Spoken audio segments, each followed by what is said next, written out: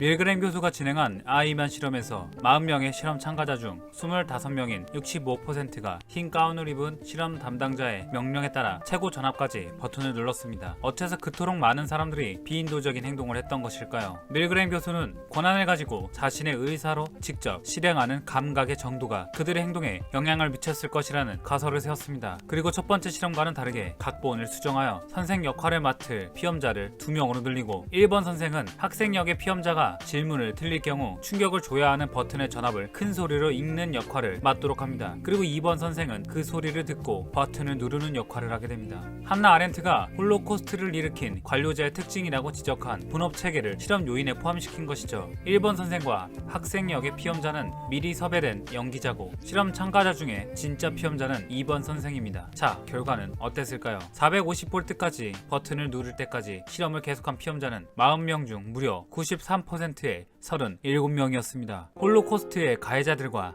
아이만 실험의 피험자들은 똑같이 이렇게 변명합니다. 난 명령에 복종했을 뿐이에요 라고 말이죠. 피험자들은 실험 담당자에게 비인도적인 행동을 하는 책임을 전가하였고 분업체계는 그런 행동에서 나오는 죄책감을 더욱 덜어준 것이죠. 이것이 관료제의 끔찍한 특징입니다. 조직이 커질수록 책임 전가가 쉬워진다는 것인데 어떤 정치체계를 채택한 국가든지 간에 관료제에 의해 조직이 운영되기 때문에 그 폐해는 어떤 국가도 피할 수 없습니다. 조직이 커지면 커질수록 양심이 작동하기 어려운 환경이 되며 악행의 규모 또한 필연적으로 커지게 됩니다. 한나 아렌트의 악의 평범성이라는 개념은 개개인의 인성이나 정신 상태가 아니라 독일이 아닌 다른 국가에서도 유대인이 아닌 다른 사람에게도 언제든 홀로코스트와 같은 비극이 일어날 수 있다는 것을 시사합니다. 누군가는 이송되는 유태인 명부를 작성했을 뿐이고 누군가는 유태인을 태운 열차를 운전했을 뿐입니다. 그리고 이건 누군가가 시켰을 뿐이고 자신들은 조직의 부속품에 불과했다고 변명하죠. 하지만 이런 부속품들이 하나의 완성품으로 조립되면 홀로코스트와 같은 비극이 일어납니다. 나치당은 인간의 이런 나약함에 주목합니다. 양심의 가책을 덜 느끼도록 책임의 소재가 불분명하도록 복잡한 분업체계를 치밀하게 구축합니다. 그러면 반대로 책임 전가를 어렵게 하면 복종률이 낮아지지 않았을까요? 밀그램 교수는 첫 번째 실험처럼 선생 역할을 한 명으로 두고 이번에는 흰 가운을 입은 실험 담당자를 2명으로 늘려 피험자에게 서로 반대로 지시하도록 말다툼하는 연기를 하도록 합니다. 한 명이 학생 역할을 맡은 사람이 죽을지도 몰라 실험을 중지하세요 라고 하면 다른 한 명은 모든 책임은 우리가 지니까 걱정하지 말고 실험을 계속하세요 라는 식으로 말이죠. 이런 상황이 발생하자 모든 피험자들은 실험을 거부합니다. 나치스 소속으로 열심히 성실하게 일하던 아이만이 유대인에 대한 일말의 동정심마저 버리게 된 시점은 언제였을까요?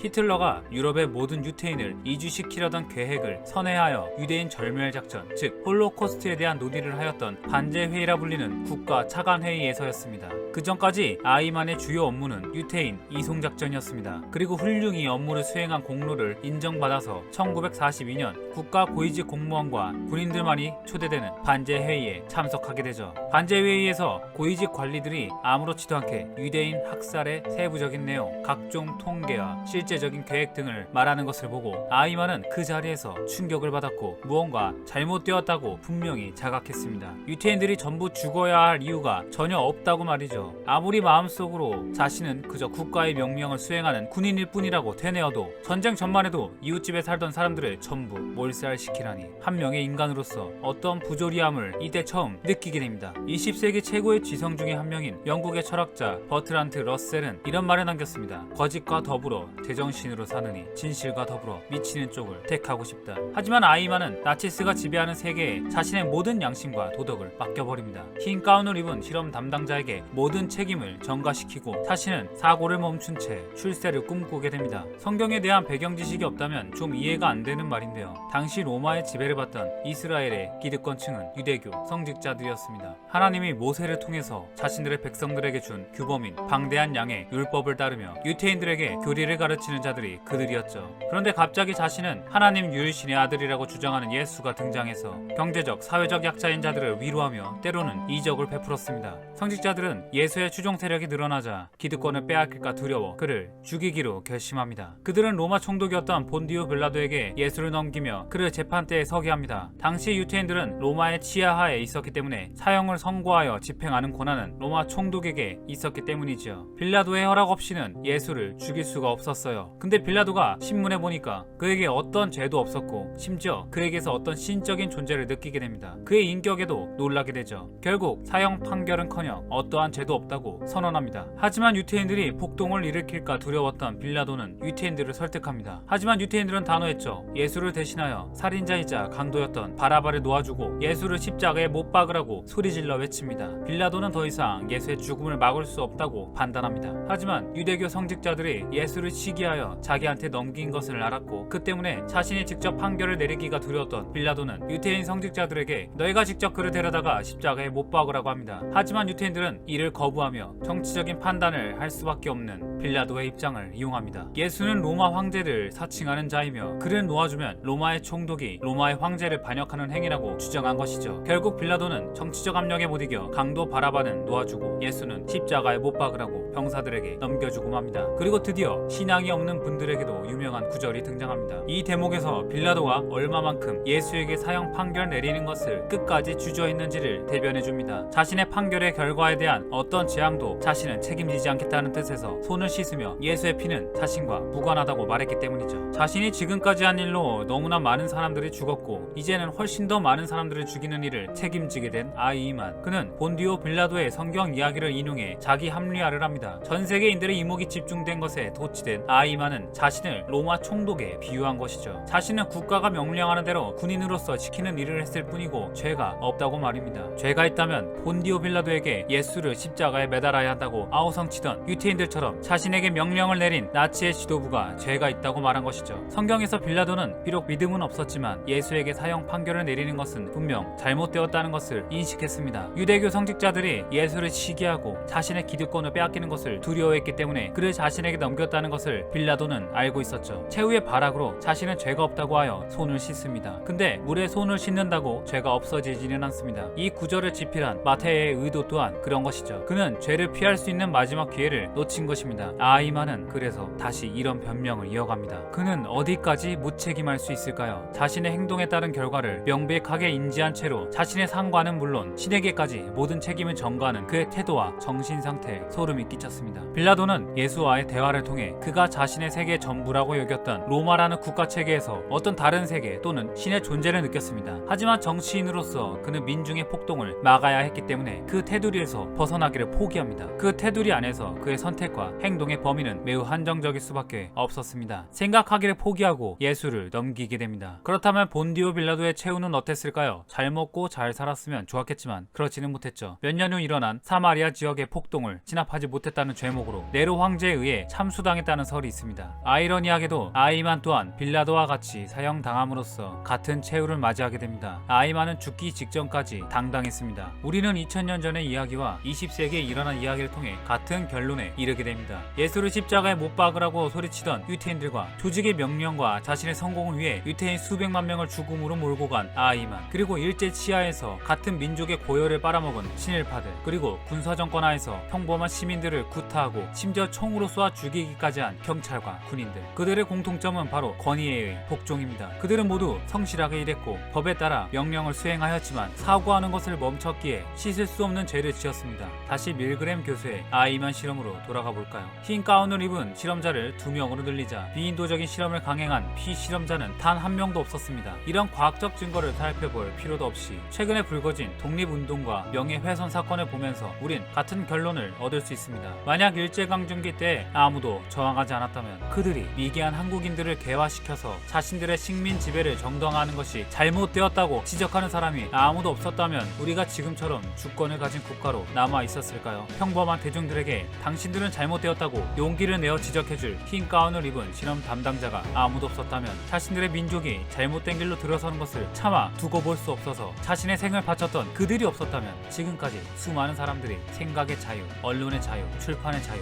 결사의 자유, 집회 자유를 누릴 수 없었을 것입니다. 미얀마와 같은 나라처럼 여전히 군부에 의해 지배되는 나라에 살고 있었을지도 모르죠. 만화가 윤서인 씨가 자신의 페이스북에 남긴 글입니다. 그가 이런 쓰레기 같은 글을 남길 수 있었던 근거는 마찬가지로 사고하는 것을 멈춘 대중이라는 권위가 존재하기 때문입니다. 윤서인 씨뿐만이 아니죠. 우리가 아무 생각도 하지 않고 누군가를 혐오하고 싶거나 우월감을 느끼고 싶은 마음에 윤서인 씨와 같은 사회적 괴물들을 양산해 낸다면 우리들의 미래는 아주 암울할 것이고 그 죄값은 부메랑처럼 우리에게 돌아올 것입니다. 우리는 아이만이나 유태인 성직자들이 아니라 흰 가운을 입은 실험 담당자가 되어 나의 가족, 나의 친구, 나의 동료가 올바른 행동을 하도록 따뜻한 마음을 가지고 지적해 주어야 합니다.